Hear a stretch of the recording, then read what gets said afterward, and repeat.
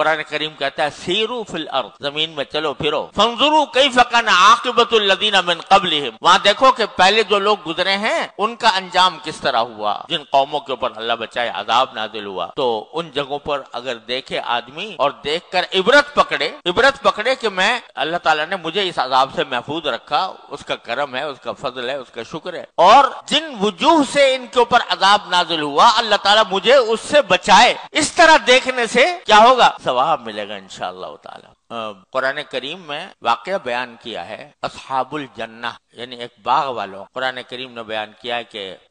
ایک باغ تھا، اس کا جو مالک تھا وہ بہت مالدار بھی تھا اور اس کی جائیداد پھیلی ہوئی تھی، بہترین پھل آتے تھے، بڑی آمدنی ہوتی تھی اور وہ جب آمدنی ہوتی تھی تو جب درختوں کی کٹائی کا وقت آتا تھا تو بے شمار وہاں پر حاجت مند جمع ہو جاتے۔ جب باغوں کی کٹائی کا وقت آتا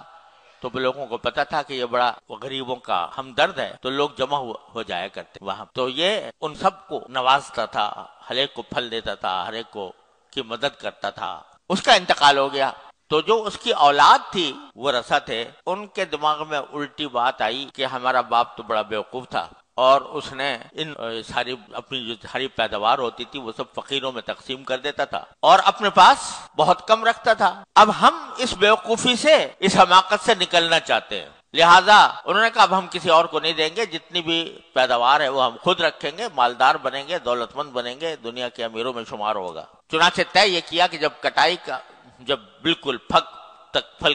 پک کر تیار ہو گئے تو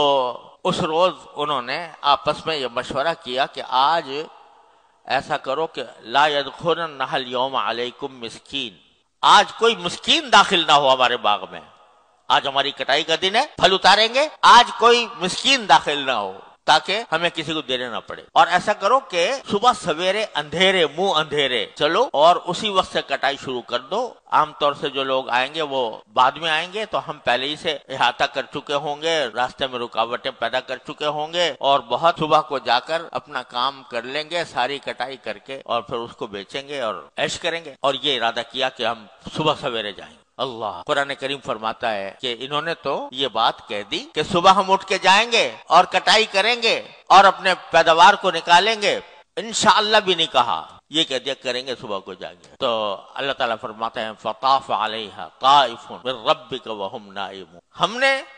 رات میں ان کے اوپر ایک